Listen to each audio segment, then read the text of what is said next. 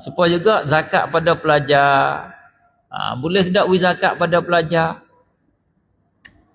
Bab zakat ni panjang sikit. Yang kita tak halus, tak belajar halus, kita belajar sekerat bagi kena mendalam sikit lagi. Pelajar di atas nama pelajar tu, semata-mata dia nama pelajar, dia bukan berhak makan zakat. Sebab dia nak sesat, sebab dia talibul ilmi, penuntut ilmu, kita nak beri zakat dengan nama pelajar tak boleh. Kena beri zakat dengan nama dia fakir, miskin.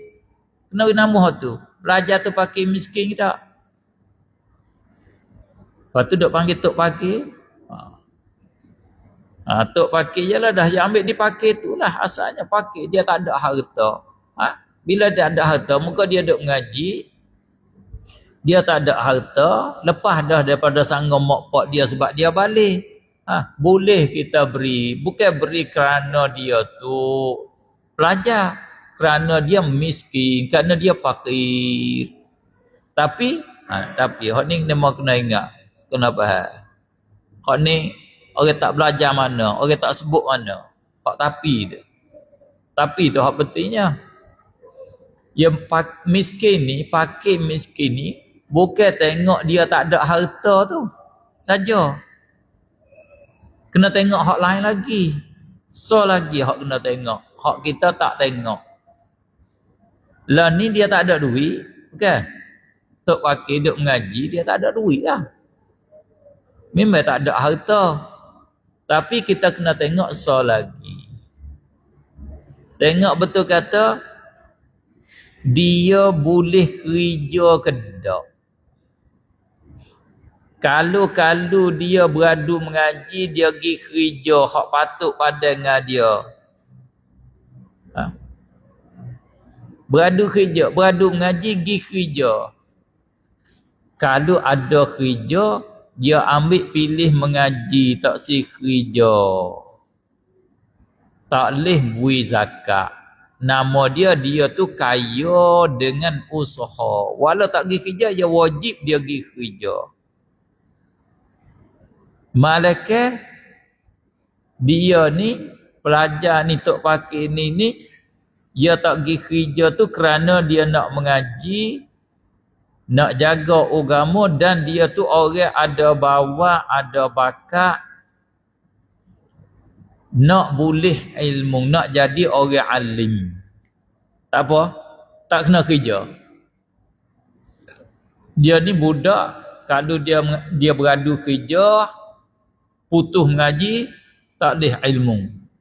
Habis ilmu, tak jadi orang alim. Kalau dia tak pergi kerja, duk mengaji sambung, harta tak ada. Tapi dia nak mengaji, dia ada bawa nak boleh. Budak ni mengaji boleh. Tak apa, boleh beri zakat. Boleh zakat dengan nama dia miskin, bukan dengan nama pelajar.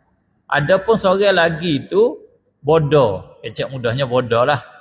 Kacau mengaji pun tak boleh. Tapi dia nak ngaji juga, malah nak kerja, tak segi kerja. Tak boleh beri zakat hak seorang lagi. Dia kena kerja hak tu. Tak kena kerja. Dia kena kerja. Kacau ngaji pun tak boleh dah dia. Tak boleh jaga agama dah dia. Hanya bawa agama untuk diri dia aja. Hak tu wajib dia pergi kerja. Nama dia tu tak panggil miskin, tak panggil fakir.